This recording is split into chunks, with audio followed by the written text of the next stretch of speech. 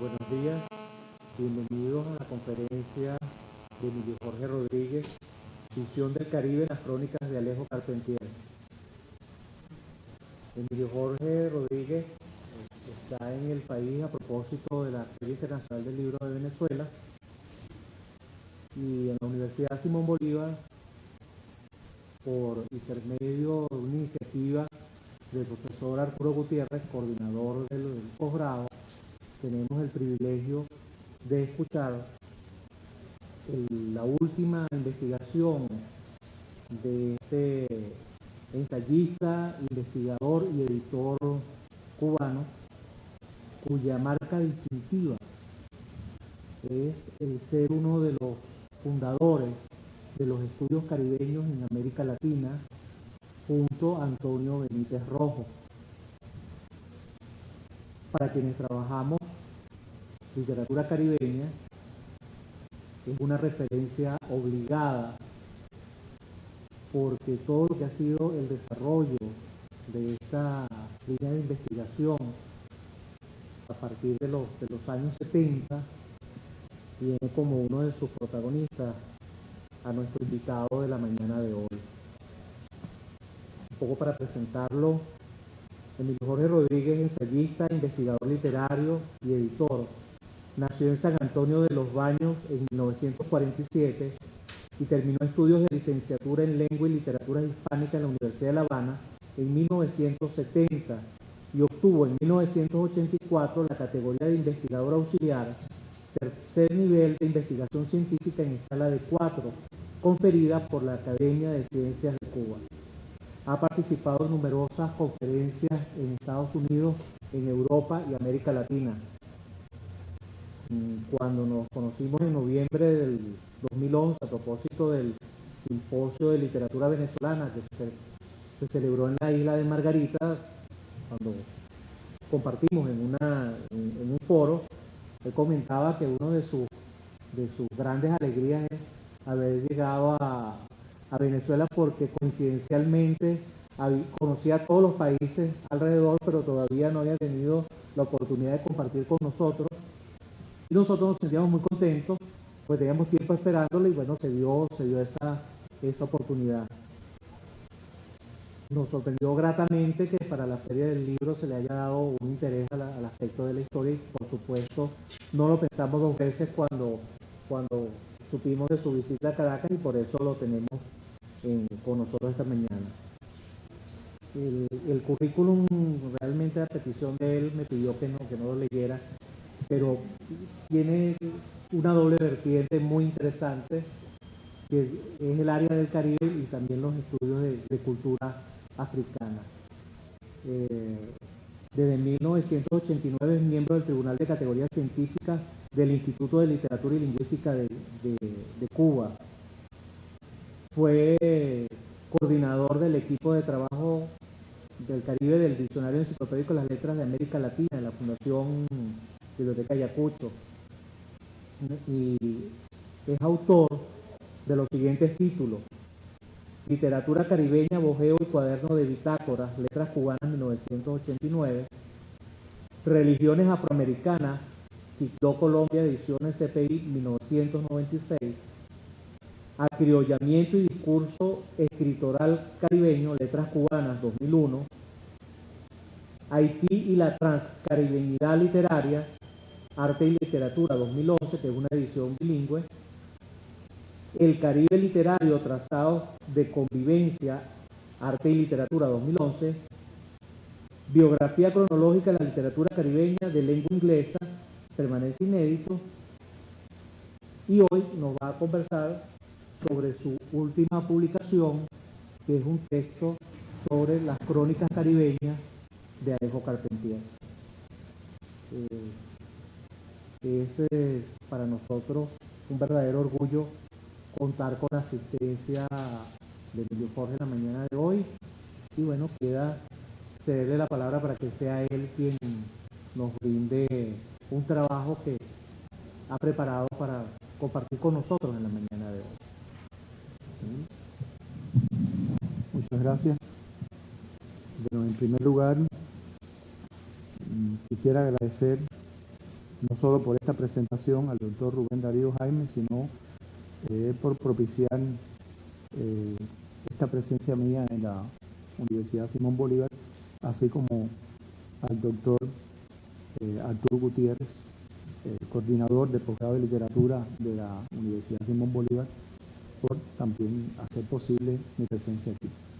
En realidad, Rubén Darío Jaime ha dicho que nos conocimos personalmente, ¿no? En noviembre, pero antes teníamos nociones uno del otro, ¿no? De formas diversas, ¿no? Pero en realidad me da mucho placer y un gran honor estar aquí con ustedes hoy, porque esta en realidad es mi primera visita a Caracas.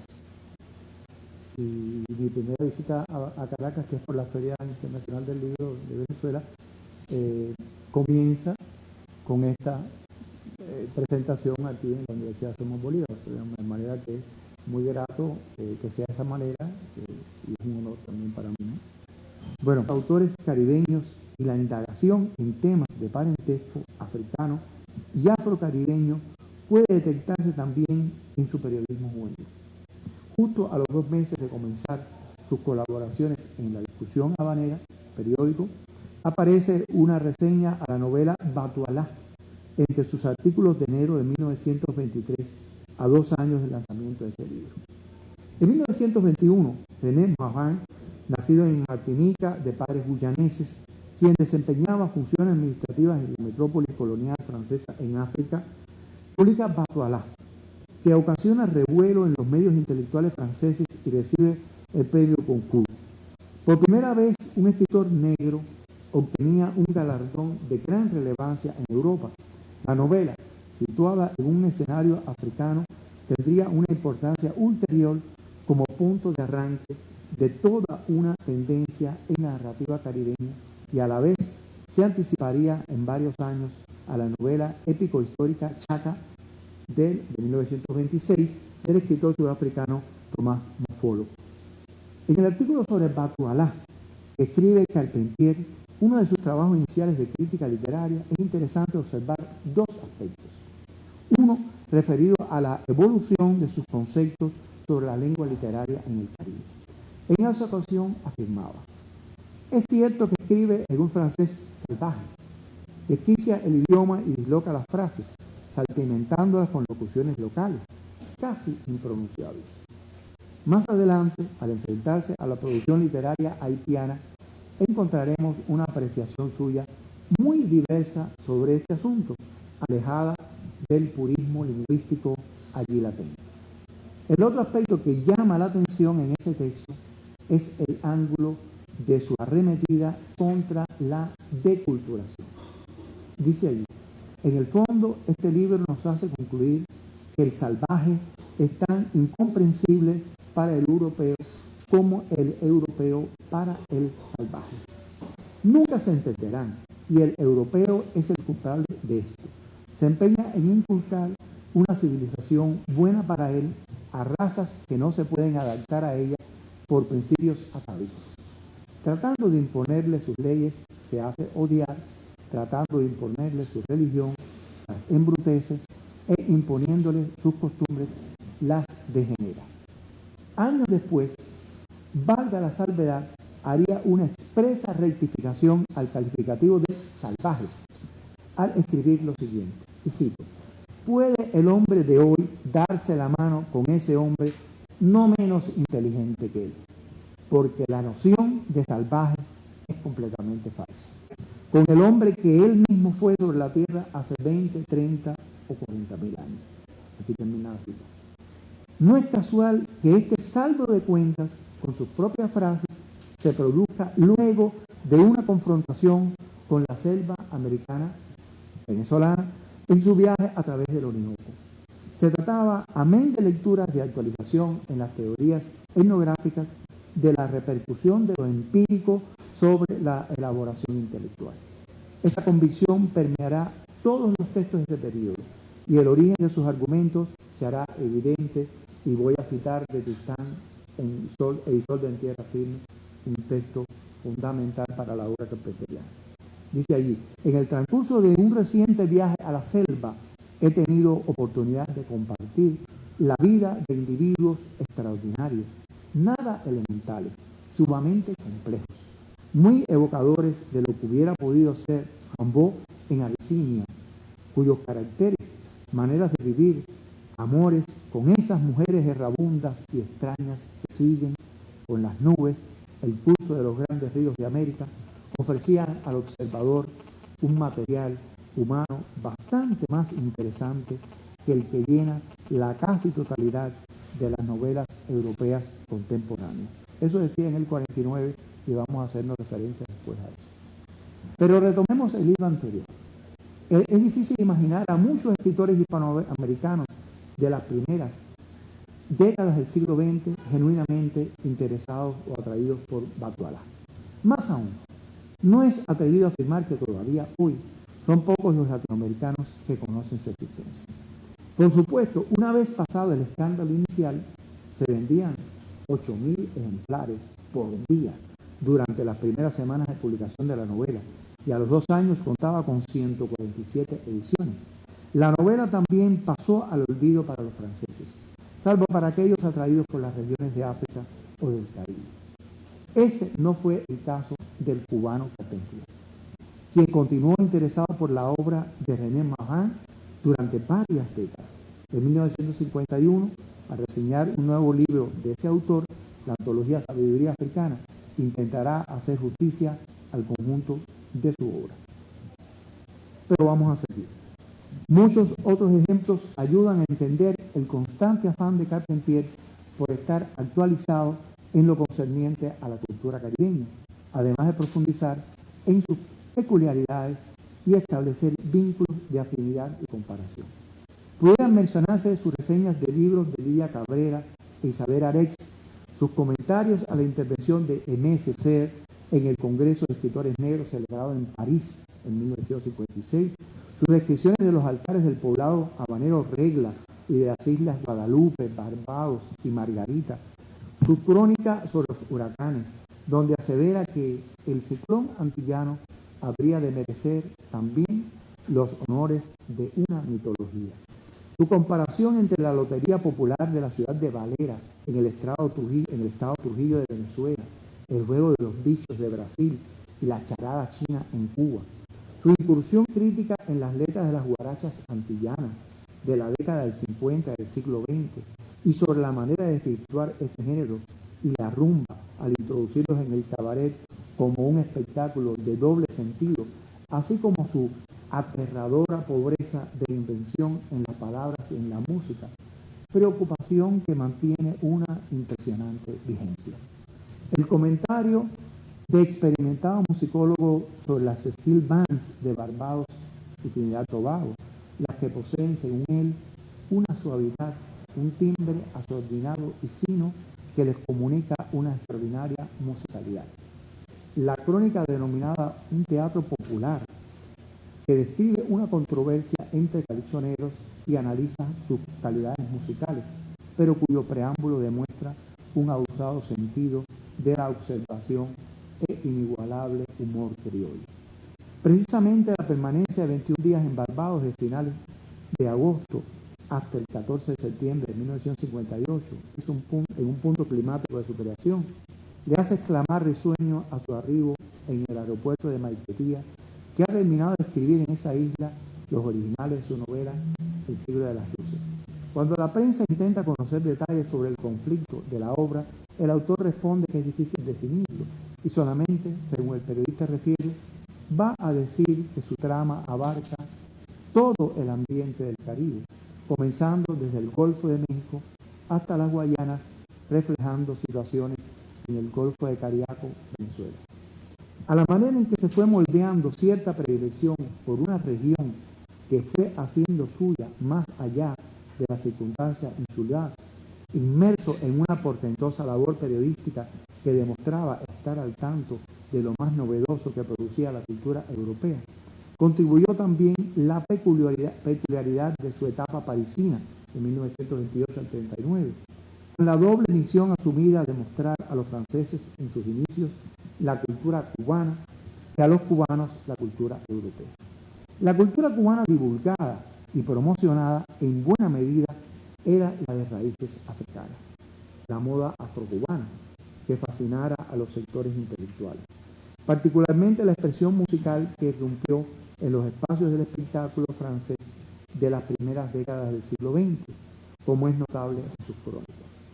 Satisfacción múltiple aportaban a su autor, pues constituían también su grano de arena a los debates sobre la cultura nacional y la incuestionable reivindicación de los aportes africanos a ella. En esa coyuntura era juez y parte, pues sus propias obras iniciales de creación vinculadas a la música llevaban un sello que se emancipaba de una insularidad privativa de Cuba para ostentar vocación afrocubana y de antillanidad. En carta a su madre, de 1930, al enviar ejemplares de Poemes de Saint-Yves, le enfatiza la perspectiva que debe destacar. Dice: en esos poemas he tratado de resumir todo el ambiente de las Antillas en general y no de Cuba en particular. Los 9 poemas se refieren a unas Antillas casi imaginarias, en donde se encuentran imágenes que lo mismo pueden sugerir Martinica que Haití o Jamaica, mientras otros, como Mediodía, resultan especialmente cubanos. Paralelamente, la nostalgia del clima y ambiente caribeño es elocuente en la correspondencia juvenil con José Antonio Fernández de Castro. Y dice ahí: esas fotos de fincas llenas de sol, esas descripciones de la choricera, el pascao y la rumba de la mulata de Alhambra me han hecho daño. Hay que vivir aquí para saber, mi viejo, lo que es en realidad y sin literatura la obsesión del trópico. Existe, y América es algo que lleva uno en la sangre. Yo mismo no lo creía. El autorreconocimiento de la condición de identidad antillana por encima de una insularidad local en la lejana convivencia en centros metropolitanos es reflexión que transmiten desde París otros escritores de la región. Los contestatarios martiniqueños, Etienne Leroux, René Mesnil, Simone Roth y demás, buscan una trascendencia más allá de lo meramente isleño. Para ellos, la identificación étnica se superpondrá a la insularidad al editar Legítima Defensa en 1932, pero en la declaración manifiesto inicial del único número de la revista se definen orgullosa y airadamente como antillanos de lengua francesa, para delimitar, según confiesan, su primer campo de acción.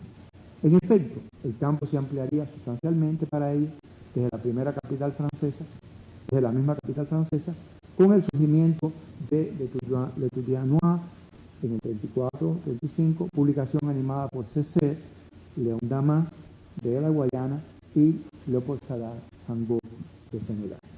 George Lamin atestigua cómo, a inicios de la década del 50 del siglo pasado, los inmigrantes anglófonos comenzaban también a autorreconocerse como antillanos, pues indians, al arribar a Londres. Sus descripciones son elocuentes. Dice él: nadie oriundo de Barbados, Trinidad o Santa Lucía, nadie procedente de una isla antillana se considera a sí mismo antillano hasta que se encuentra con otro insular en territorio extranjero. Es solo cuando la infancia barbadense se corresponde con la infancia granadina o guyanesa en detalles importantes de folclore que se llegaba a la identificación más amplia. En este sentido, la mayoría de los antillanos de mi generación nacieron en Inglaterra. La categoría de antillanos, antes comprendida como término geográfico, asume ahora importancia cultural. La investigadora Anke Winkelmeier encuentra fundamento para establecer paralelos entre las concepciones bioestéticas de Wilfredo Land y Alejo Carpentier.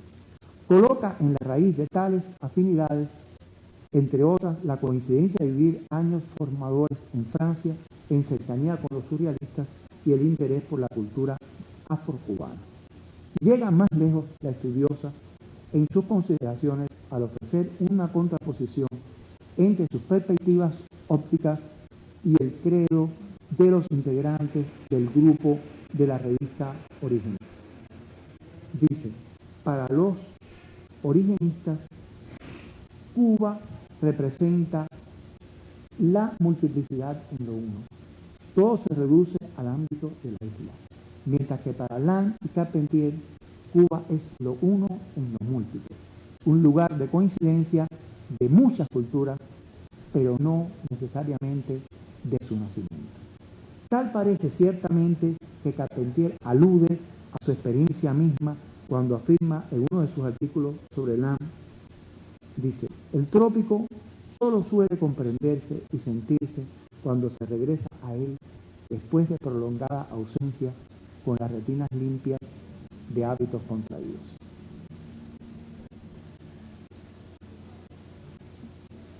Aunque esa aseveración, necesario es recalcar su fecha, julio de 1944, por lo que sigue a continuación, excluiría a cubanos de indudable lucidez caribeña, entre ellos Nicolás Guillén y Fernando Ortiz. ¿Acaso pueda servir de enlace, en su caso personal, para indagar en la peculiar relación de Carpentier con la historia y la cultura haitiana? ¿Cómo se corrobora a lo largo de su producción periodística? Si bien en un artículo de 1931 aparecen indicios de la atracción que la vecina nación le producía, es su viaje a Haití en diciembre de 1943, acaecido tras la apertura lograda por la visita de Nicolás Guillén el año precedente con la creación de la Sociedad Haitiano-Cubana de Relaciones Culturales, lo que intensificó su entusiasmo. Acompañado por su esposa Lilia Esteban, visitó en esa ocasión la ciudad de Cabo Haitiano durante 3 días, en los cuales pudo viajar a sitios históricos cercanos como Sanssouci y la Citadelle Ferrier. Impartió la conferencia titulada La evolución cultural de América Latina en el Teatro Paramount, en Puerto Príncipe, organizada por el poeta Rosan Camish, presidente de la mencionada sociedad. Todos estos datos, bueno, los he recopilado gracias a una búsqueda en el Archivo Nacional, una serie de documentos de los informes de la Embajada de Cuba en Haití de la década del 40 precisamente. Una información pormenorizada de la visita tanto de Nicolás Guillén primero como de Alejo Carpentier. Gracias a la diligente gestión de Camish, pudo estrechar vínculos con instituciones e intelectuales haitianos. Su conferencia sería publicada en Haití Journal y más tarde producida en Tropic, la que comandaba, como sabemos, MSC, entre otros. En ella proclamaba, en esta conferencia, que ha permanecido inédita hasta incluirse ahora en este volumen traducido al español. La pasión constituye la característica fundamental del hombre de nuestro continente. El suramericano, individuo apasionado por excelencia, generalmente actúa antes de haber reflexionado acerca de las consecuencias de sus actos. La pasión lo empuja a la acción y es en ella donde encuentra la fuente primigenia de su vitalidad. Como esta visita a Haití sería el inicio del descubrimiento de algo más que una verdadera pasión, origen declarado del develamiento de un modelo convertido en teoría que irradiará toda su obra narrativa, es merecedora de que se desempolven o desclasifiquen, digamos, algunos documentos relacionados con ella, lo que yo le llamo los Wikileaks del pasado. Al igual que el visitante Nicolás Guillén, Alejo Carpentier acudirá investido del calificativo de delegado cultural del gobierno constitucional de Fulgencio Batista. Esto explica su referencia a la gestión educacional evocada en la conferencia del Teatro Paramount. Todo lo antes referido se producía en una etapa de acercamiento oficial de ambos países, aliados entre los más cercanos al gobierno estadounidense, que había ingresado en la guerra contra el fascismo, en coalición entre otros estados con la Unión Soviética. De manera que el clima fue favorable para que representantes de la intelectualidad de izquierda en Cuba, como sucedería también con Jacques Rouben en Haití, gozaran de una relativa libertad de acción e incluso ocuparan cargos en instituciones oficiales. Lo que sucedió con la visita de Alejo Carpentier entre bambalinas no deja de ser ilustrativo de la importancia que revistió, a la vez que contribuye a caracterizar las aludidas alianzas en lo que compete a los Estados Unidos de América. Mientras los representantes diplomáticos cubanos comunican un regocijo auténtico, como la exclamación de Pedro Saavedra Alemán en uno de sus informes. Pero Saavedra Alemán, a propósito, había estado antes en España como miembro de la delegación cubana en España y había estado precisamente presente y conservó algunos objetos personales de Pablo de la Torriente Brau cuando muere Pablo de la Torriente Brau. Bueno, pues Pedro Saavedra Alemán, este diplomático cubano, declaraba en su informe: la misión de Alejo Carpentier marcará época en las relaciones culturales haitiano-cubanas, como la marcó aquella que trajo un día el poeta Nicolás Guillén. También dejan constancia estos documentos, algunos clasificados como confidenciales, constancia fehaciente de los límites de aceptación o la fiscalización que ejercían diplomáticos estadounidenses ante estas inquietantes visitas.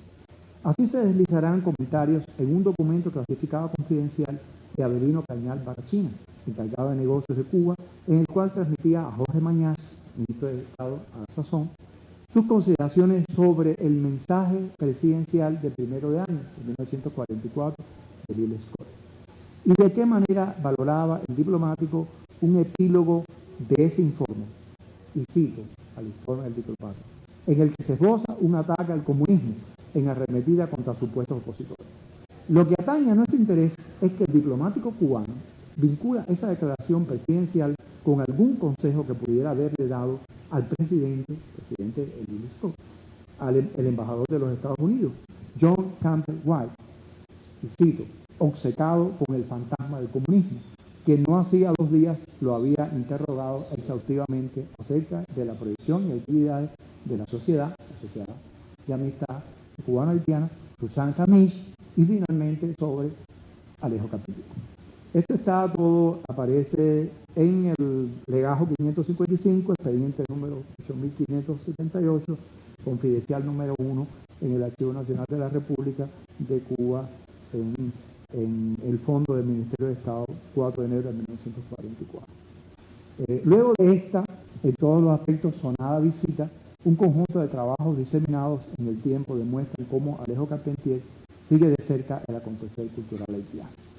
Pocos meses después, al parecer, Jacques Toumé, en el 44, aparece en La Habana un artículo donde señala la importancia de ese etnólogo literario.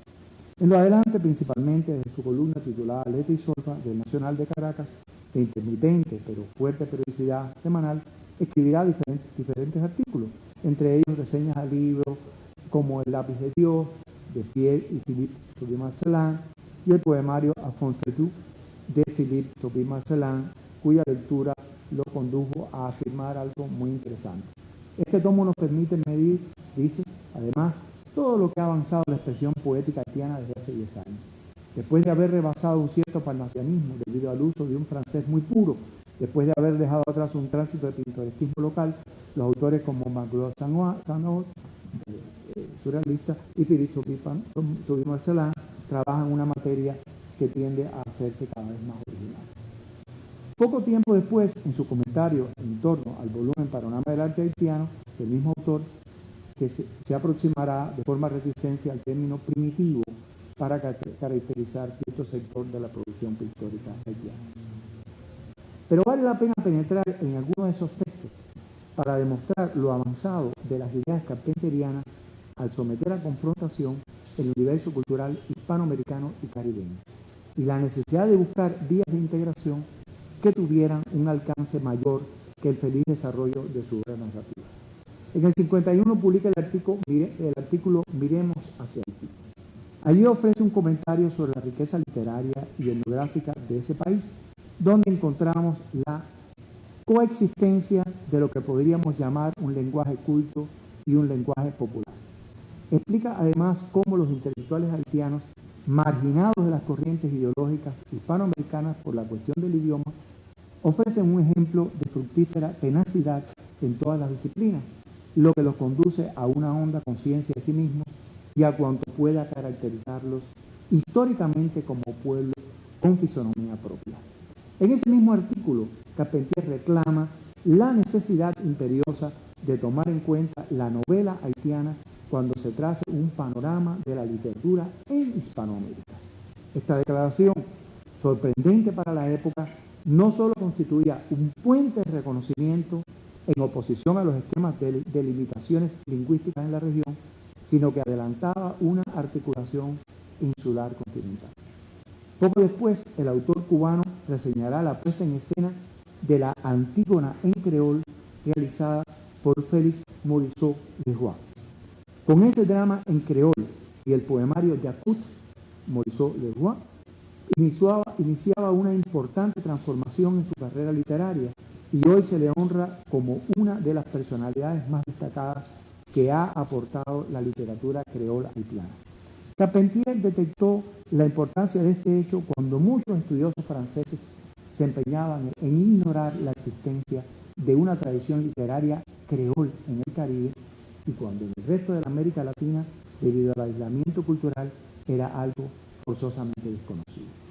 Era un iconoclasta como Etienne Guerreau, quien en 1932 se había adelantado a proponer: si fuera necesario buscar la poesía allí donde la obligan a refugiarse, habría que hacerlo en el creol, el cual no es un lenguaje escrito, en cantos de amor, de tristeza y de sublevación de los trabajadores negros. No bastaría con calificar de buen olfato periodístico el respeto con que Carpentier asumió este experimento en creol, aunque solo lo conociera por noticias provenientes de Haití y de un gran semanario norteamericano, según declara. Más bien era un índice de su capacidad para asimilar y estimular el desarrollo artístico y literario de los pueblos del Caribe como proceso de creciente independencia con respecto a las culturas de las exmetrópolis. Era además una rectificación con ideas juveniles si se confronta con las alusiones sobre el lenguaje en la novela de René Marin, reseñada en 1923, según comentamos al inicio. Ciertamente, le apasiona la forma en que algunos escritores como los Marcelin logran una muy inteligente transposición a la lengua francesa de los giros e inflexiones del creol y les otorga el mérito de haberse encarado con ciertas realidades cuando eran vistas en su país con un criterio prejudiciado. Y continúa con la entrega de un ejemplo que equipara con su personal método para la creación. Cuando comenzaron a escribir, sus mayores solían tratar con recelo, cuando no pretendían ignorarlas, ciertas creencias populares, como las que integran el cuerpo religioso del vodú, inseparable en lo poético, en lo folclórico, en lo musical y coreográfico de la vida rural haitiana.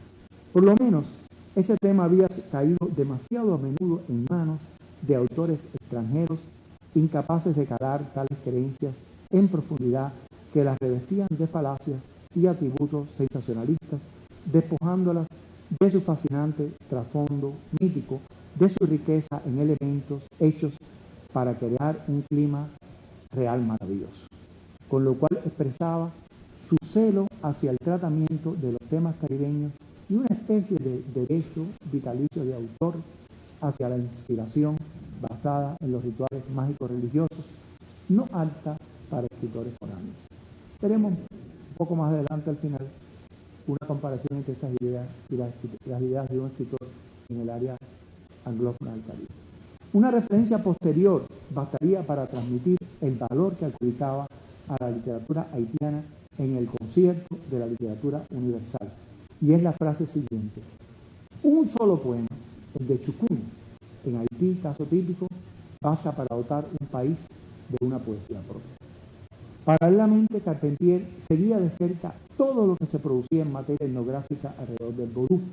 Su lectura de Jean-Pierre Mars, Louis Martenis, Jacques Roumain, Louis Maximilien, así como Alfred Metaux, se hacen transparentes en colaboraciones en la prensa venezolana como Nuevas Luces sobre el Vodú, donde se recogen las más recientes investigaciones del momento sobre ese tema.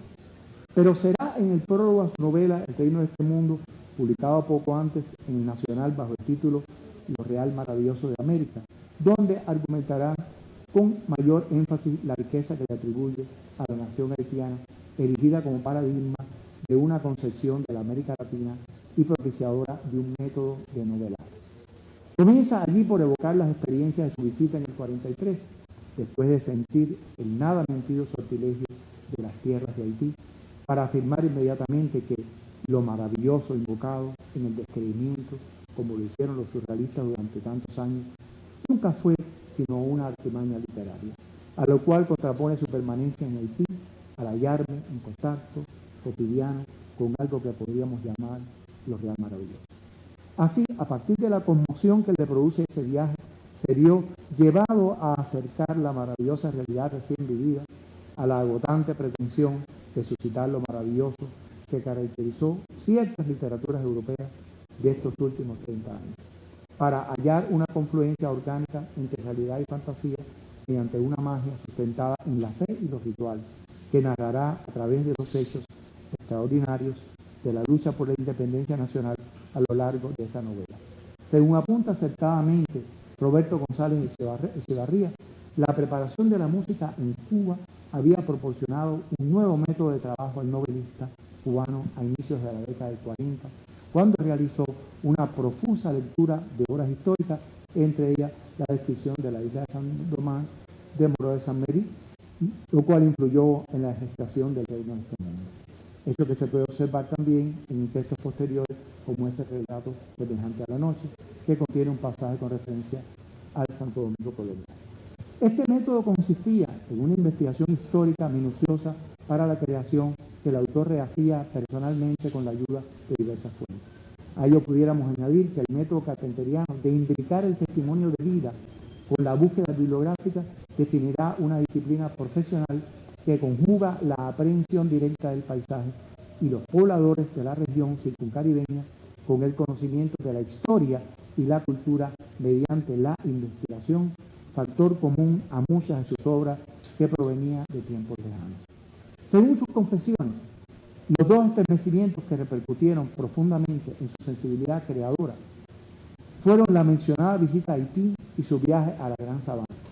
Otra conmoción anterior, no confesada, sería la prisión en Cuba, con consecuencias que gravitarían también sobre su obra, más allá de la moda negrista, eso según nuestra modesta opinión. Sus colaboraciones en la prensa, por consiguiente, muestran en buena medida la experiencia vivencial y el pulso de lecturas realizadas, a la vez que develan las relaciones entre esas apetencias o necesidades del lector y el resultado final en la obra narrativa. El propio Carpentier se ocupa en responder explícitamente a través de sus crónicas a la pregunta que pudiera alguien hacerse sobre cuál era su concepto de la región caribeña y cuáles serían los parámetros para validar sus ideas al respecto. Un lector perspicaz puede no quedar convencido con su elocuente intervención ante la televisión nacional con motivo de la celebración en Cuba de Carifesta 79, uno de sus últimos trabajos publicados en vida y que se incluye en esta selección. Por considerarla coyuntural, habida cuenta que el evento tenía un perfil previo diseñado, un libreto al cual el disertante obviamente debía someterse.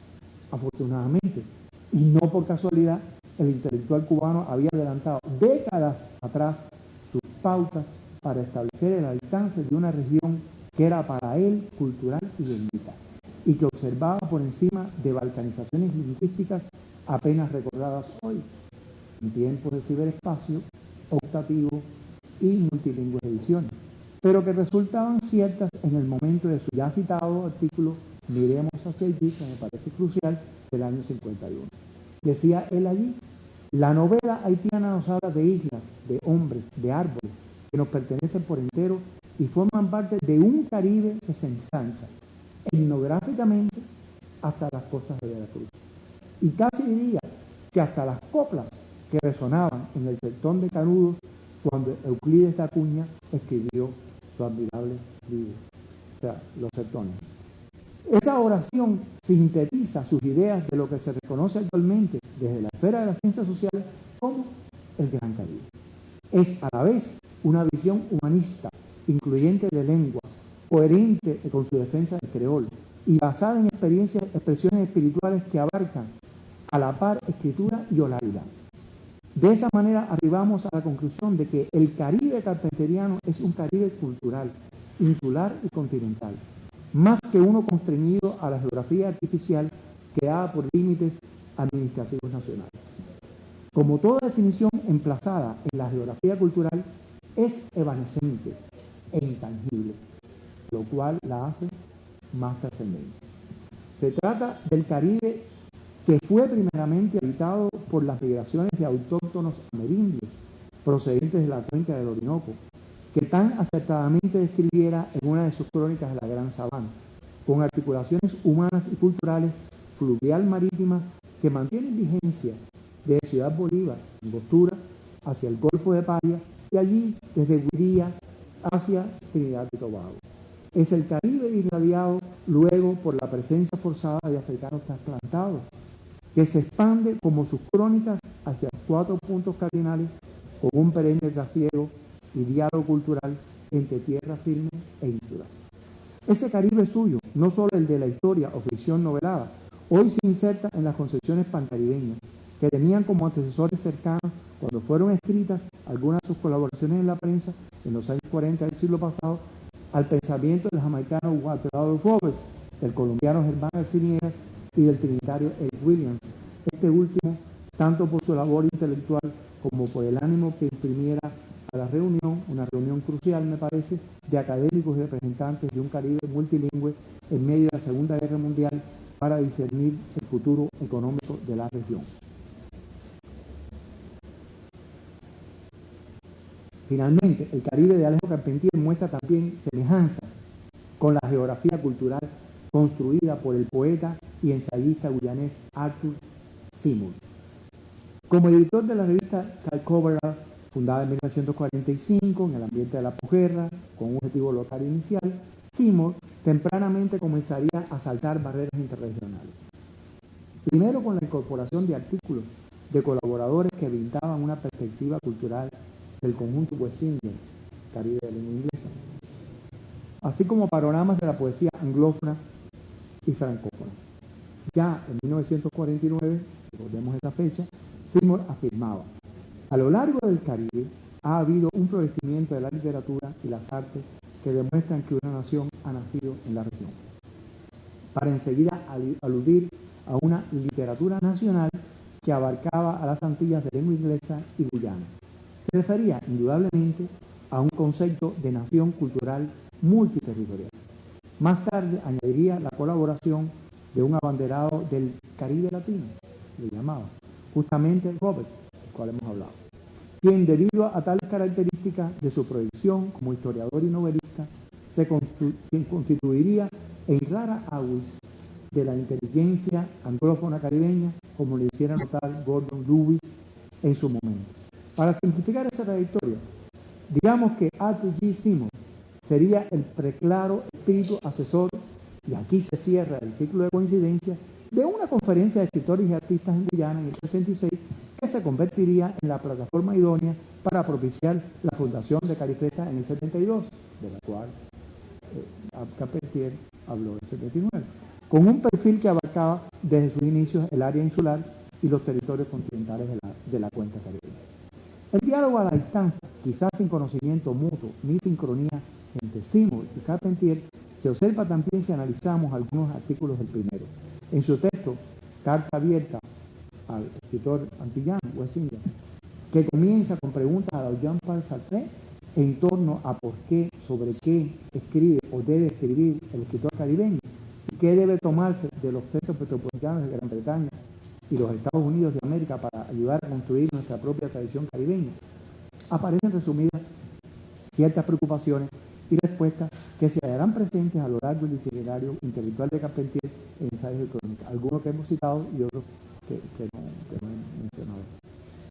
Seymour puntualiza la existencia de peculiaridades, los contextos sartrianos, según Carpentier, que forjan la diferencia en el área. Dice él, la claridad de expresión, y esto nos recuerda mucho a los contextos de Carpentier, la claridad de expresión, el poder y la economía de recursos son deseables en cualquier lugar, pero al interpretar los valores de su sociedad, el caribeño anglófono escribe en una tradición donde el sol crea profundas sombras en el suelo, donde el repentino crecimiento de la vegetación es algo casi visible, donde en la sociedad, y quizás en su propia sangre, hay hebras mezcladas de temperamentos de distintas razas que viven en paz una con otra. Insiste en Seymour en la idoneidad del escritor regional para develar sus pensamientos y circunstancias. Dice, el caribeño escribe para dejar que aquellos en casa y en el extranjero vean la actitud mental caribeña expresarse. Tarea y deber que ningún otro puede desempeñar por él. Recordarán algunas frases de Carpentier al respecto. Aborda, además, las disyuntivas del escritor caribeño radicado en las metrópolis, alerta sobre la costumbre de aceptar lo importado como lo mejor y alude también a la incapacidad de los foráneos para establecer valores críticos sobre su producción. Juzga con severidad la inoperancia de ciertos patrones perceptivos británicos o norteamericanos para evaluar obras caribeñas. Menciona, si traducimos, ¿no?, al pie de la letra, la relativa incapacidad para entender plenamente lo que el escritor caribeño trata de expresar. Mientras Seymour incluía en 1949 tales disquisiciones en su revista En el Jardín Caribeño, donde tantos senderos confluyen, Carpentier publicaba El Reino de este Mundo, con su prólogo, cuyo fondo histórico era la Revolución Haitiana. Simultáneamente, con un estilo muy distante a ella, Roberts, del cual hemos hablado ya, lanzaba su novela La Estrella Solitaria, basada en la reconstrucción de incidencias de la Guerra de Independencia cubana de 1895 al 98, en la cual la zona oriental del país es escenario principal. Año similar a la aparición de New Day, Nuevo Día, del jamaicano B.S. Reed, sobre la rebelión de Morant Bay en 1865.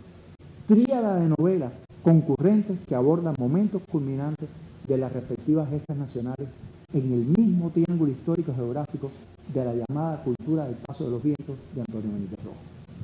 Ciertamente, otro tanto se pudiera obtener si proseguimos a la caza de pruebas que acrediten también la existencia de vasos comunicantes estilísticos con otros autores caribeños por encima de separaciones lingüísticas, como serían, solo a manera de ejemplos palpables, Jack Stephen Alexis en Haití y Wilson Harris en Guyana. Pero el objetivo de esta conferencia ha sido otro, el de intentar acercarnos al concepto expansivo del Caribe según se presenta en su periodismo. Para ello, como se recordará, comenzamos con la referencia a sus textos más antiguos y a sus experiencias juveniles, donde abunda el humor y el desenfado de los años mozos. Sin embargo, para finalizar, queremos remontarnos en el tiempo a una etapa más lejana de su vida. Resaltar un texto de tónica muy personal y de publicación póstuma que nos estrella a un Alejo Carpentier en plena confesión de añoranzas adolescentes, quien encuentra precisamente similitudes adecuadas para evocar su experiencia íntima a partir de las reminiscencias que le traen las lecturas del poeta guadalupeño San John Perse. En ese artículo, que comienza con la evocación a la luz de una hoguera a orillas del Orinoco, de un poemario de ese autor que le acompañaba, Alejo rememora, y cito, los inexplicables estremecimientos anunciadores de una adolescencia ya próxima, que reconoce a través de la lectura de las experiencias antillanas de San John Perse. Para terminar confesando una plena identificación con el guadalupeño que fuera premio Nobel en 1960. Dice, hay poetas esenciales y necesarios que nos acompañan a todo lo largo de una vida, ayudándonos a cobrar conciencia de nosotros mismos y a recuperar, escribiendo ellos, la historia de nuestra propia existencia, sabores, sensaciones, perfumes, imágenes, emociones, arrestos que creíamos olvidados.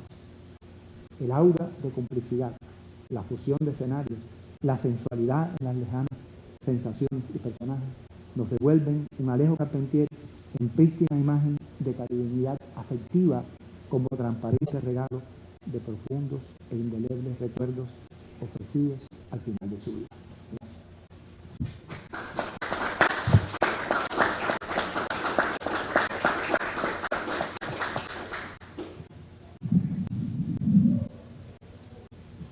Muchísimas gracias, Emilio Jorge, por este banquete que nos ha dado sobre un autor tan conocido y que tiene tantas referencias a las vivencias en suelo venezolano. Vamos a abrir ahorita un compás de intervenciones y mientras las personas ubican sus preguntas, yo quisiera ir adelantando algunas reflexiones que parecen interesantes. Cuando estábamos preparando este encuentro, estuvimos conversando sobre el título. Y hay un título que a mí me gustaba muchísimo, el que tiene me gusta, pero el primero que me vino fue la idea de Carpentier inédito, las crónicas caribeñas. Y dentro de tu rigor metodológico, me decían, me gusta el título, pero no es cierto plenamente porque no todo lo que se está investigando es inédito. Una parte se conoce y hay una que sí. Entonces es más justo estas visiones del Caribe de Carpentier, lo cual estoy plenamente de acuerdo. Sin embargo, me llama la atención y lo que me pregunta es qué encuentros y sorpresas sobre la mirada previa que existía a tu conocimiento de la obra de Alejo Carpentier conseguiste al ver esa otra faceta. Bueno, realmente la eliminación, ¿no?, de la palabra inédito estribaba en un rigor, ¿no?, conceptual en cuanto a que algunos de los trabajos o muchos de los trabajos que están recogidos, estoy hablando principalmente de la selección de compilación que hice, ¿no?, para la Fundación Alejo Carpentier, letras cubanas, sobre las crónicas caribeñas, pues muchos de esos trabajos sí han aparecido, algunos pocos no. Lo que pasa es que estaban de alguna forma dispersos y además partían de un concepto, o sea,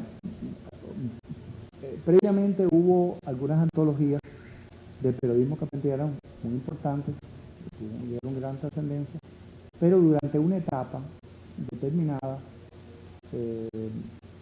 se consideró la Fundación Alejo Carpentier, bajo la égida de Emilia Esteban, la viuda de Alejo Carpentier, consideró o dedicó sus esfuerzos a compilar por materias, digamos, literatura, cine, música, bueno, autores, libros, hay 10 volúmenes, ¿no?, sobre, que están basados en las colecciones de Leta y Solfa del Nacional de Caracas. Leta y Solfa del Nacional de Caracas constituyen 10 años de la vida periodística de Carpentier, 10 años sumamente fructíferos, muy importantes, donde no dejó en ningún momento de colaborar. No era una columna diaria, como alguien ha dicho en algún momento, o ha pensado, pero era una columna de una bastante periodicidad semanal, o sea, una periodicidad semanal bastante consistente. De manera que durante 10 años pues produjo mucho, ¿no?, en esa columna. Y eso hacía que, bueno, que refiriéndome a estos volúmenes, a unos volúmenes durante una etapa, ¿no?, de las compilaciones, pues se perdía la producción anterior y posterior de Carpentier. No solo en cualquier materia, me refiero, ¿no?, pero en este caso, la idea de compilar un material donde estuviera reunido Carpentier, Carpentier caribeño desde el punto de vista de las crónicas, y donde además se pudiera especular o argumentar algunos elementos, era un buen pretexto, ¿no?, para mí, para trabajar este tema. En realidad debo confesar que esa antología estaba, de la que estamos hablando, a la que estoy refiriéndome, estaba preparada hace más de 20 años. Pero precisamente esta idea, estas concepciones, de organizar los volúmenes así, fue un obstáculo para que se publicara.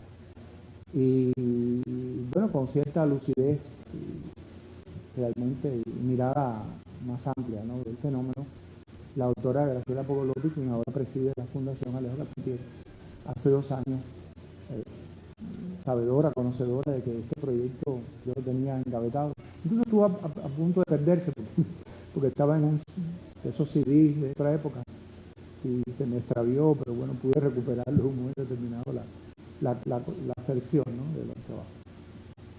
Y bueno, sí, hay algunos trabajos que no se habían, por supuesto, no se han incluido, de Solfa, pues son anteriores o posteriores, tampoco se han incluido en otras compilaciones a veces, y hay algunos que no se han recogido nunca después de su aparición, como es la evolución cultural de América Latina, su conferencia en el Teatro Paramount de Puerto Príncipe, en su visita de 43, que fue tan importante.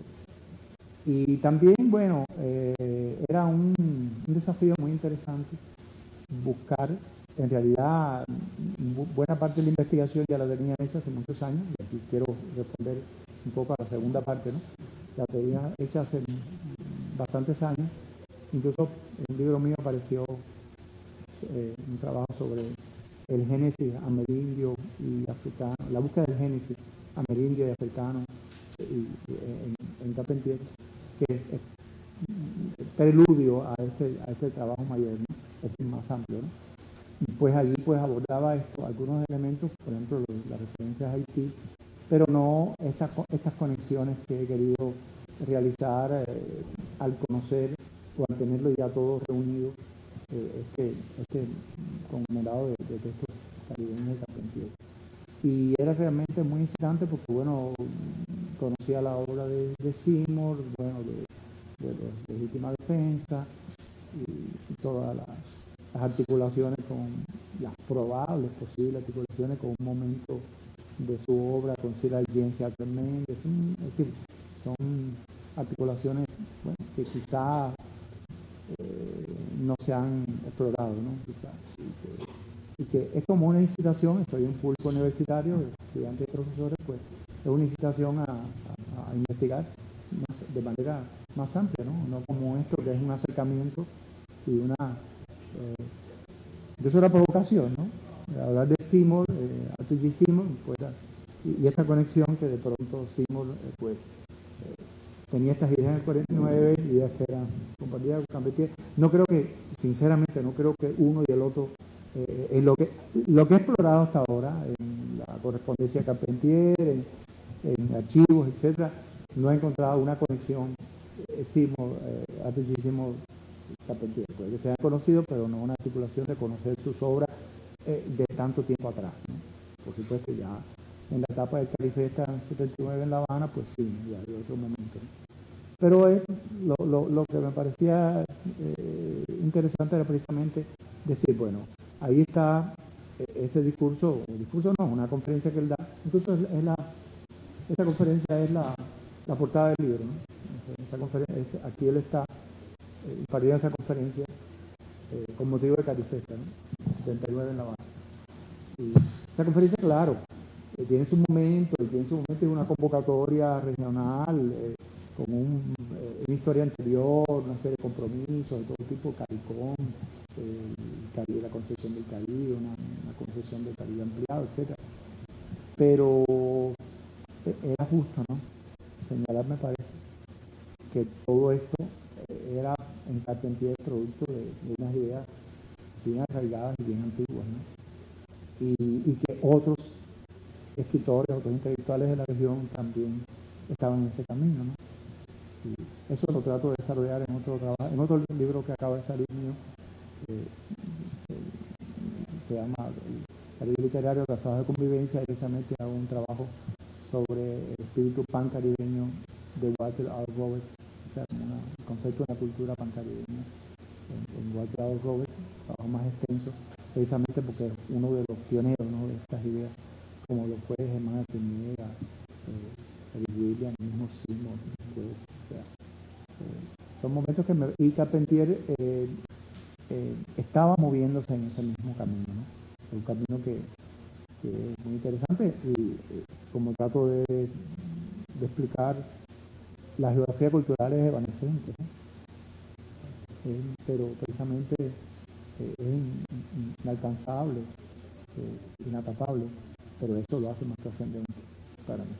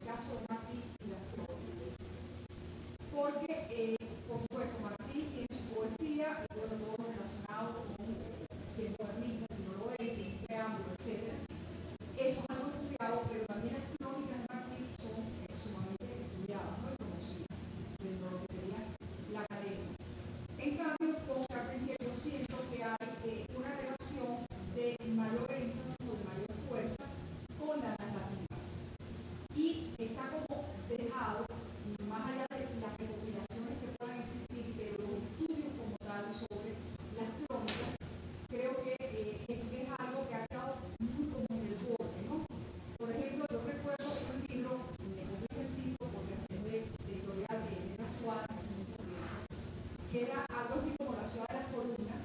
Cierto. Ajá. Y, un texto. Ajá, un texto. Y yo recuerdo que hubo algún tipo de intento en la Universidad de La Habana, que es la Facultad de Periodismo, por retomar y por analizar y demás. Y no sé después qué fue lo que sucedió. Y eso quedó solamente en un simple proyecto, ¿no? Claro, es un caso como muy específico, pero de alguna forma creo que me permite también decir que las aproximaciones a las crónicas han sido como mínimas, ¿no? No sé, a lo mejor puede ser una opinión en muy particular, pero un poco como siguiendo, siempre le sigo el rastro a la literatura cubana, se ha quedado así como, no sé, bueno, recopilaciones y demás, pero que estudios como tal, las crónicas de Carpentier creo que han sido como muy pocos, ¿no? Sí, sí, yo coincido con usted plenamente. Sí. Yo creo que, como yo mencionaba ahí al inicio, ¿no? Justamente en los últimos tiempos yo creo que ha habido más interés y va a haber más interés porque realmente, aunque hay distintos momentos en la obra periodística de Carpentier y hay distintos momentos incluso en la forma de él, el método, ¿no? de ese periodismo, porque era según los órganos de prensa a los que iban dedicados, ¿no? Incluso sumamente interesante y creo que sumamente interesante explorar esto, todas estas vertientes, y hoy en día tenemos otras herramientas, porque otras herramientas son las cartas a Tutush y las cartas estas entre Fernández de Castro y Carpentier y otros documentos muchos más que supongo que la Fundación irá dando a la publicidad, ¿no? Muchos elementos, porque ahí precisamente él le está dando todas las instrucciones a su madre, le daba instrucciones detalladas, ¿no? Sobre tal artículo va para tal periódico, tal artículo va para este otro, y por qué la forma que tenía cada artículo, este es más ligero y es así, y hay todo una, o sea, eso ya se está estudiando, ¿no? Por supuesto, se ha estudiado y se sigue estudiando, pero creo que hay mucha tela por donde cortar. Precisamente es que el periodismo carpenteriano es muy amplio y siempre se ha visto, por supuesto, el éxito, las novelas de él han tenido mucho éxito y no solo éxito, sino que son obras maestras de la literatura latinoamericana. Y yo creo que no solo hispanoamericana, sino de la lengua española, ¿no? En general. Sí, de la lengua española en general. No, tuvimos un Cervantes. Sí, un Cervantes. Pero bueno, creo que realmente el periodismo, con sus momentos, porque a veces había mucha presión, ¿no? La presión de entrega, etcétera, pero con sus momentos de altas y bajas, pero el periodismo mantiene un interés y mantiene un nivel, incluso de a lo que él le dedicaba una crónica y a lo que no le dedicaba. Y eso es muy interesante, porque eso está en la correspondencia con su madre. En la correspondencia con su madre, él dice, no voy a mencionar autores, pero él dice, a este autor no. Quiere que pero yo escriba sobre él o algo, pero yo no voy a escribir sobre él. O sea, de alguna manera da a través de que él no, es un autor que no tiene los valores que debe tener y no es reconocido como para él, ¿no? Y por otra parte, lo que yo he querido en esta conferencia o en esta compilación destacar es que hay algunos escritores que en la época no tenían gran difusión, como fueron los haitianos, y que él realmente los colocó precisamente en ese lugar y les dio el lugar que correspondía dentro del contexto de una literatura mayor, continental. Los ubicó y destacó la importancia que tenía para la literatura continental, o sea, una concepción de Hispanoamérica que incluía Haití y que hoy en día sí aceptada o es bueno o es posible conversar de esos temas, pero en el año 51, ¿no? O sea, y además de conocer el creol, cuando él tuvo sus dislates al inicio, estamos hablando de textos cuando tenía 18 años. Cuando tenía 18 años, cuando hablaba de salvaje, cuando hablaba de que si el lenguaje de Batualá, pero luego rectificó a partir de sus conocimientos, ¿no? El conocimiento etnográfico, conocimiento lingüístico, conocimiento de la literatura. Pero él interesante saber que él ya le daba un lugar en esa época donde tenía una sección que hablaba de obras de la literatura universal, obras de importancia, de relevancia. Es muy importante ver eso, hacer un estudio de lo que él valoraba, de los valores que eran para él importantes y qué valoraba él en cuanto a hacer una reseña, hablar sobre una obra determinada o un autor. En cuanto a lo de la ciudad de las columnas, bueno, sí, un texto que se llama La ciudad de las columnas, que se publicó con ilustraciones, fotos de Gasparini, preciosa, el fotógrafo italiano Gasparini, preciosa. Creo que en estos momentos casualmente se está haciendo una revisión, no en Cuba, sino en coordinación con la Fundación Alejo Carpentier. Tengo entendido que se está haciendo una revisión como fue originalmente, ¿no? Incluso para hacer una confesión, yo había incluido de inicio La ciudad de las columnas aquí en la colección, pero como se va a publicar de esa manera aparte, con un gran despliegue, ¿no? Realmente incluí otros, por eso estoy hablando aquí, otros que el amor a la ciudad y los altares de caridad, que son ya el rey de la ciudad mágica, algunas cosas, sí, algunas cosas donde él habla de la ciudad y donde él habla desde las maravillas del regreso, de las maravillas que le tratan de mostrar sobre la arquitectura, y él descubre que esa arquitectura es una arquitectura que lo que está apareciendo en esa arquitectura muy moderna aparentemente eran conceptos, criterios de la incorporación del verdor, de la naturaleza a la arquitectura, que era una cosa que en la colonia los arquitectos lo habían visto como una necesidad imperiosa del clima, que no tenía que ver con otra cosa, sino con el clima también, porque el aire acondicionado no existía, ¿no? Entonces, pero sin embargo en etapas del aire acondicionado, pues algunos arquitectos empiezan a incorporar eso. Entonces él se burla un poco de eso, igual que se burla de los baches de La Habana, que quiere que haya tiene cosas muy... el humor en Carpentier es realmente muy importante. Y creo que eso es algo que quiero, en cuanto a la concepción de la compilación esta, que quiero dar a divulgar, ¿no? Porque para muchos, yo confieso que yo cuando leí El siglo de las luces, yo tenía muy pocos años de edad, o sea, era muy joven. Yo acabo de publicar la novela. Y realmente, de inicio, pues, es una lectura impresionante, ¿no? Que tanta terminología, la marinería, de la navegación, etcétera, pues a veces le da un poco de miedo entrar a ese texto, y uno tiene que andar, en esa época, andar con un diccionario, ¿no?, al lado, ¿no?, para buscar, para estar convencido, ¿no?, de lo que está leyendo, en cuanto a algunos términos, no me refiero, muy específicos.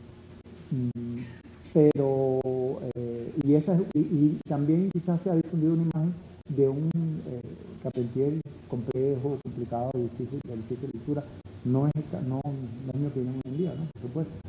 Pero sí, el periodismo da un hálito de frescura y de humorismo, y todo el tiempo él está trabajando con esos elementos, ¿no? Las crónicas estas de Barbados son realmente el calipso, y como los personajes que están en la escena antes de comenzar. Hay todo un juego constante, ¿no?, con el humor y la broma y el disfrute, ¿no?, de la escena, ¿no?, que está describiendo, ¿no? Y también hay textos que son muy importantes hoy en día, me parece, como Folclore y espectáculo, que realmente está muy sobre el tapete, ¿no?, para nuestras sociedades turísticas hoy en día, porque despliega el turismo, y él pone muy claro desde el Nacional de Caracas, cuando va precisamente a ver unas cercanías de Caracas, a un campo, él describe y establece la diferencia entre folclore y espectáculo, y cuáles son los valores del folclore, y en qué contexto se debe observar el folclore, ¿no?, o disfrutar del folclore, y la diferencia entre el espectáculo como una producción turística, etc. Realmente son textos muy importantes y de mucha proyección hacia el futuro, ¿no? O sea que hoy en día los vemos como textos muy interesantes.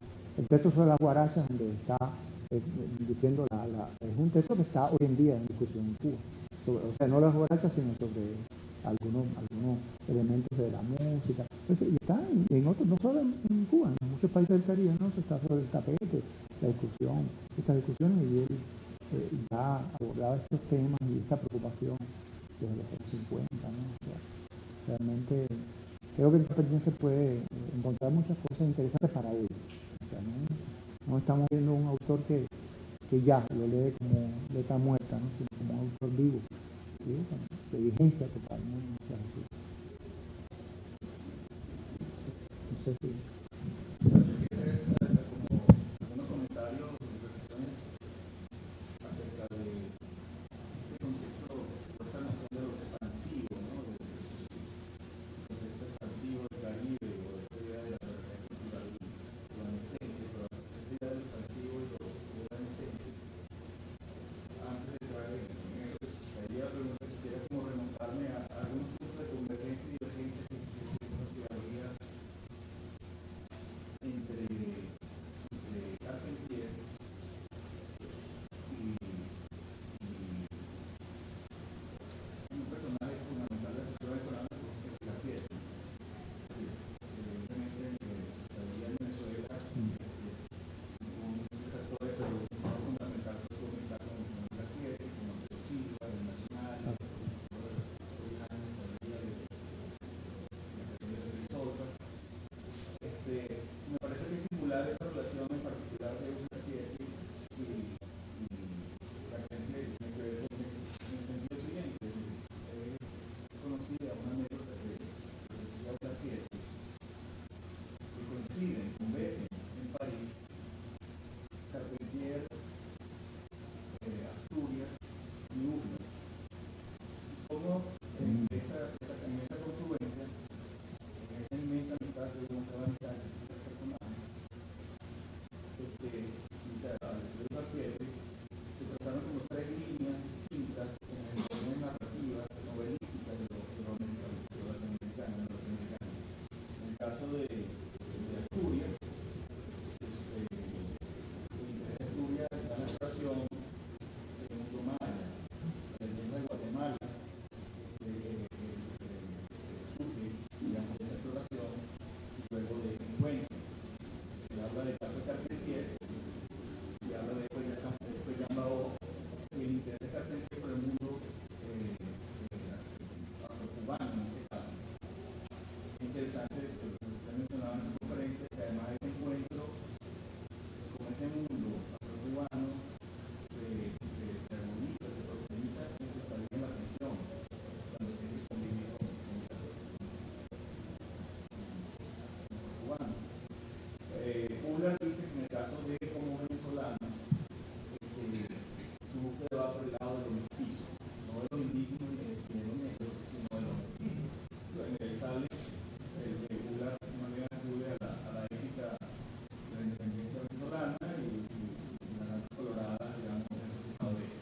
Ahora, en los tres, se hablaba de que en ese momento la búsqueda de la vanguardia y lo nacional. Entonces, a lo que voy es, por otro lado, curioso que Carpentier en la prisión, donde toma como si precisamente durante que está en París, dentro del régimen de Gómez, él no está en la prisión, es funcionario del régimen de Gómez, mientras que sus compañeros de la nación del 28, muchos están en la prisión, entre ellos los Silva.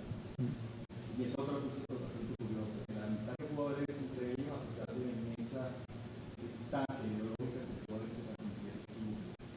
Ahora, entonces, pensando, digamos, en esa confluencia que deriva entre búsquedas narrativas que intentan construir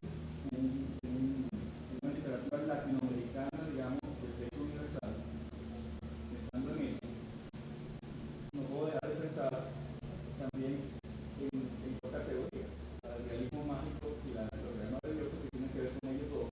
Porque una pieza se atribuye en el año 45 en el libro de Hombres de Venezuela, se atribuye a ser el primero que utiliza el término realismo mágico, que no es propio, sino que lo toma de un crítico alemán, Robert, a propósito del feminismo histórico alemán, pero toma esa categoría para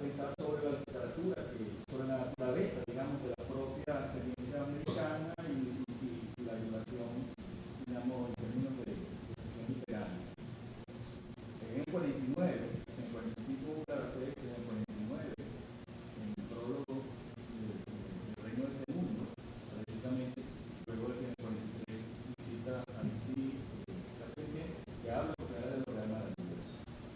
Entonces, ahí había una primera pregunta dentro de la confluencia que hubo entre UCA y Carpentier también durante el gobierno, porque todos técnicos de algún modo también se oponen. Ahora, porque la política Carpentier de eso de algún modo que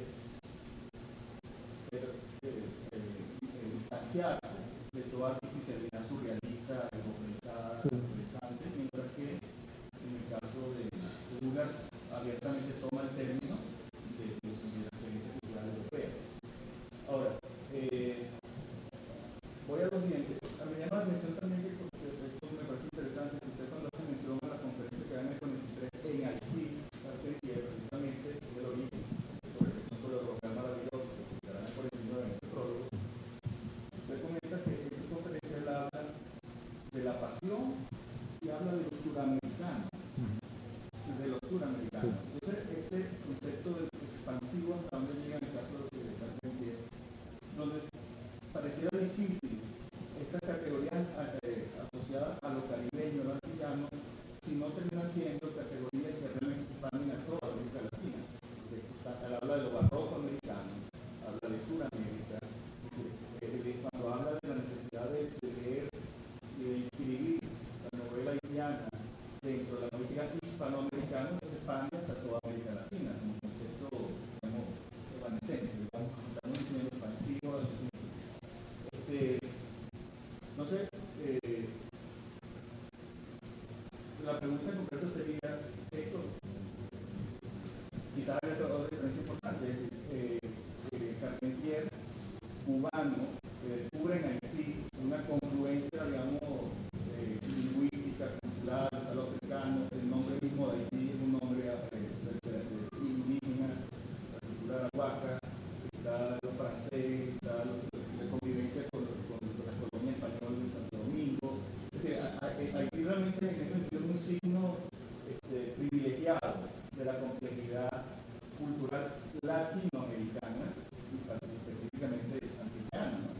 Pero el punto es, estos términos, lo real maravilloso, lo barroco y lo antillano, y este concepto de lo expansivo, realmente podemos decir que en el caso de Carpentier hay posibilidad realmente de sustituir un acto antillano que no sea toda América Latina en definitiva.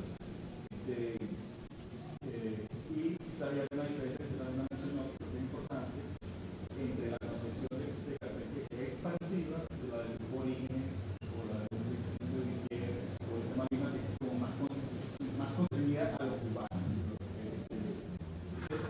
Una reflexión acerca de esta idea de lo expansivo, o quizás hasta dónde llegan los límites de esta concepción de lo antillano, a poner en relación con conceptos como lo real maravilloso y lo barroco. También la reflexión de parte de la concepción caribeña, pero se expande a toda América Latina.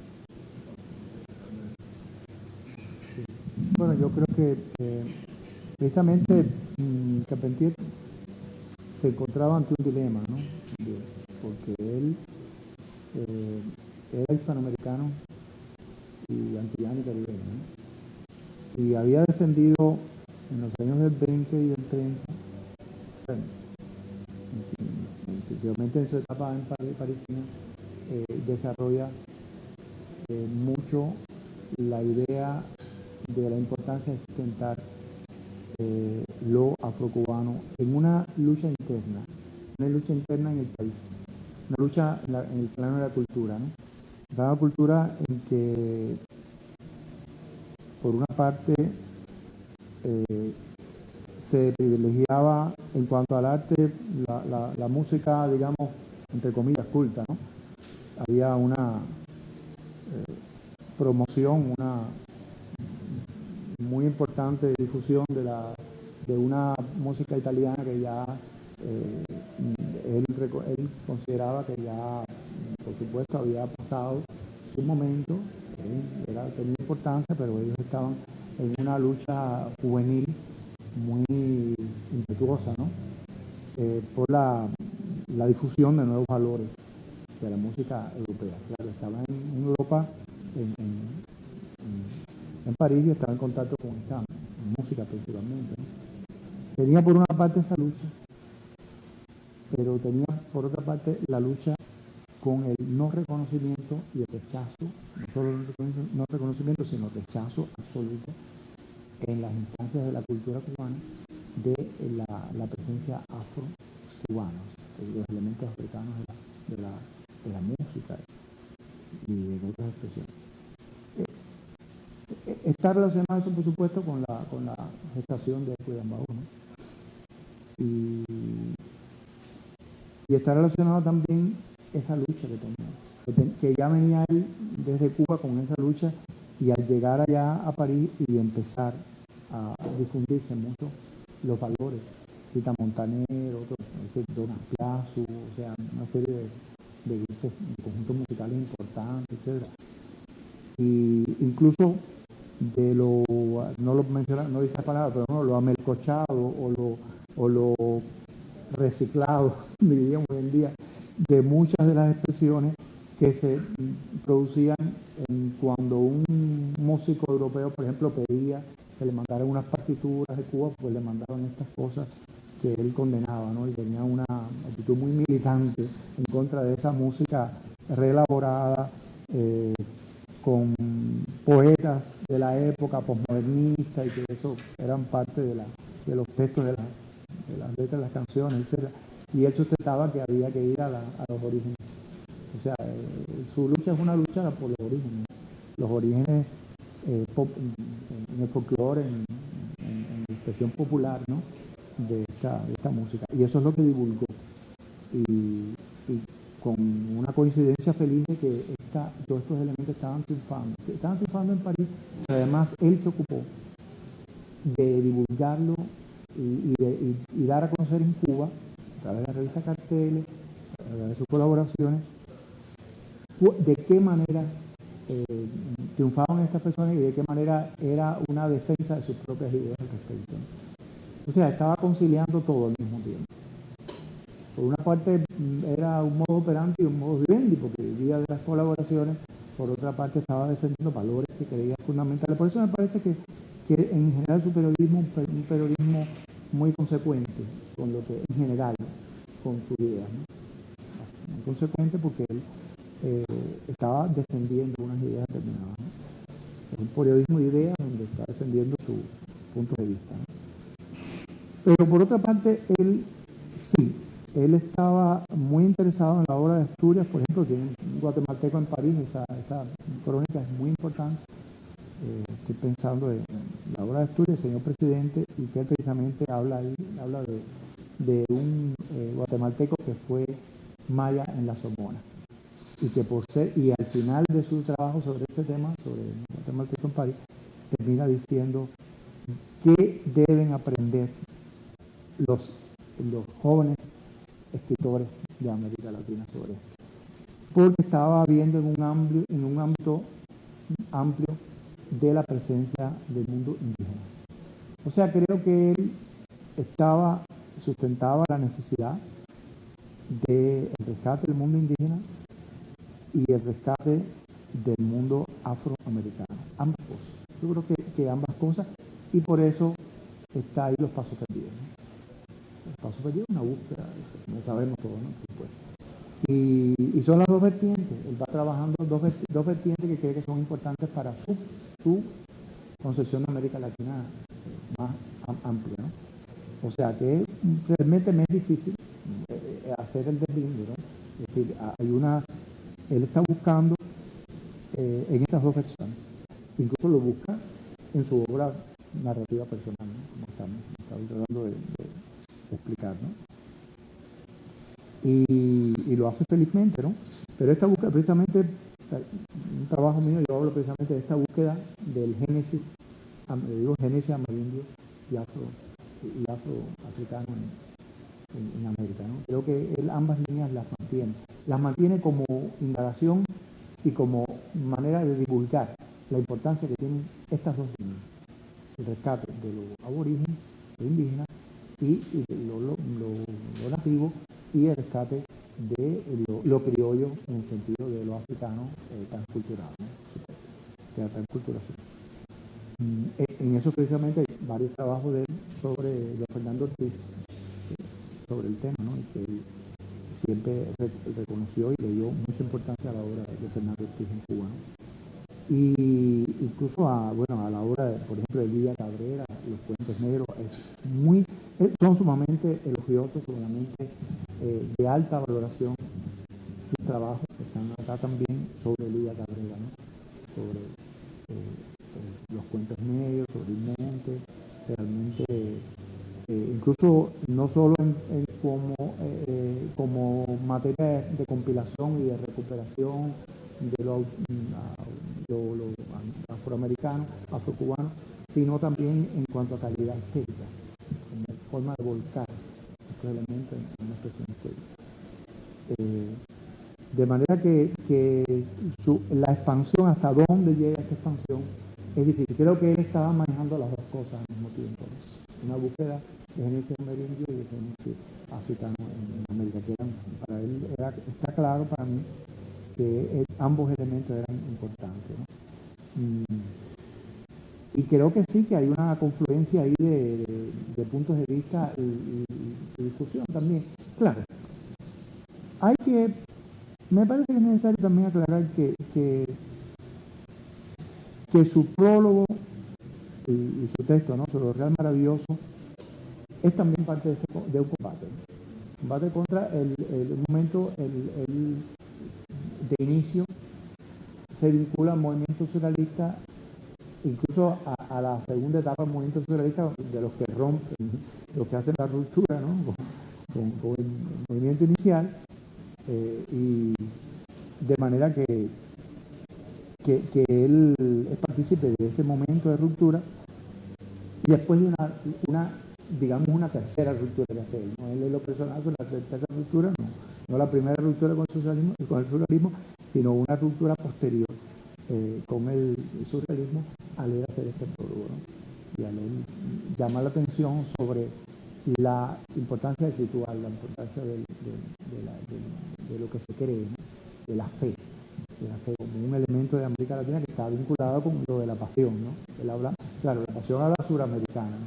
También su conferencia era en Haití y estaba hablando, se llama la evolución cultural de América Latina, o sea, estaba tratando de dar un panorama de América Latina y también un panorama de las luchas, porque ahí en ese trabajo precisamente habla de las luchas que él y otras personas tuvieron en Cuba en cuanto al rescate de valores y también en cuanto a la difusión de la música y la creación incluso de una orquesta sinfónica nacional, o sea, para la nación, para Cuba.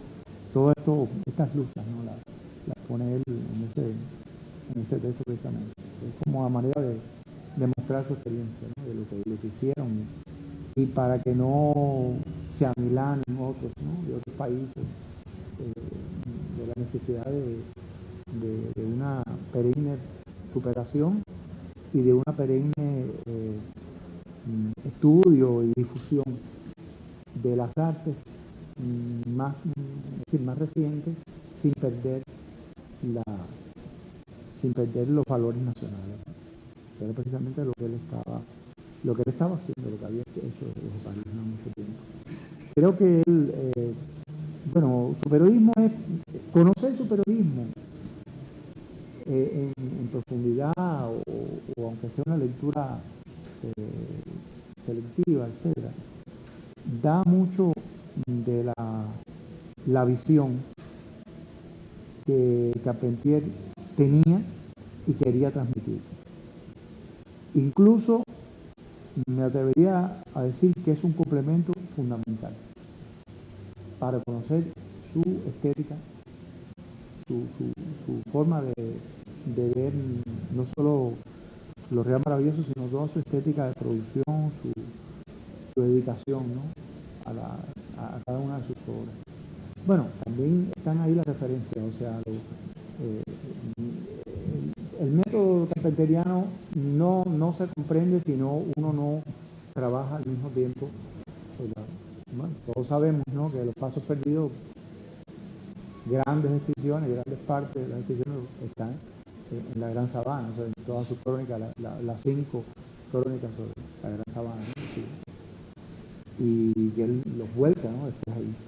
Y eso lo hacía con todo, ¿no? Entonces, a mí eso ha sido una gran enseñanza también. Conocer el periodismo de Carpentier y la obra de Carpentier es una gran enseñanza. Yo creo que para cualquier investigador, para cualquier escritor, realmente es una gran enseñanza. Porque da un método. O sea, él estaba aprovechando al máximo todo, ¿no? Cada lectura, ahí está claro. Cuando lee el Vodou, no está viendo quiénes han leído, qué autores han leído sobre el Vodou. O sea, ¿qué va a hacer? ¿Y qué críticas hace? Él se está refiriendo a La Isla Mágica, que fue, en fin, un texto fallido, ¿no?, que fue divulgado en un momento determinado, y él arremete contra eso de una manera u otra, y así, o sea, que él está dando valoración de qué es lo válido y qué es lo que la basura, ¿no?, lo que hay que votar, o sea, en su programa. Y también utilizando, o sea, todo lo va a utilizar todo. O sea, él está utilizando todo lo que lee. Claro, por supuesto, hay otras lecturas, ¿no?, pero me estoy refiriendo a esta labor caribeña, todo lo que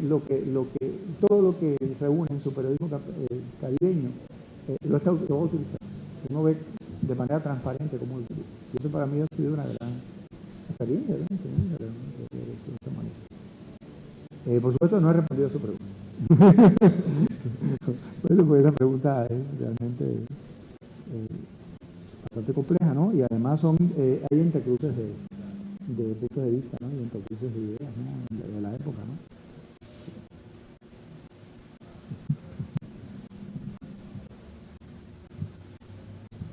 Si no hay otra intervención, queremos agradecerle a Emilio Jorge Rodríguez la deferencia de habernos acompañado hoy con este excelente trabajo. Debo decir que recién llegó esta madrugada a la 1 de la mañana y sin embargo madrugó para acompañarnos y darnos este excelente encuentro con Alejo Carpentier. Espero que lo hayan disfrutado. Quiero agradecer también al posgrado de literatura de la Universidad Simón Bolívar por haber extendido la invitación y haber dado la oportunidad de este trabajo, y a la Universidad Simón Bolívar por brindar toda la plataforma para que personas en diferentes partes estén conectados por vía web de lo que ha sido este trabajo. Me confirmaron vía correo electrónico que iban a hacer un seguimiento, pues estaban muy interesados a dar la línea de investigación. Emilio Jorge, por su parte, tendrá una participación en el Seminario de Literatura Latinoamericana Diálogo con la Historia el día viernes 16 a las 4 de la tarde, en una sesión de diálogo latinoamericano. Lleva un trabajo llamado El oficio insular de pasar gato por liebre, la novela histórica, y compartirá con Yana Río Bueno de Venezuela, Raúl Serrano Sánchez de Ecuador y Rosario Perou de Uruguay. Entonces, quien quiera acompañar nuevamente nuestro invitado del día de hoy, pues ya tiene esta invitación hecha. Muchísimas gracias y esperamos que nos visiten nuevamente en esta su casa. Muchas gracias.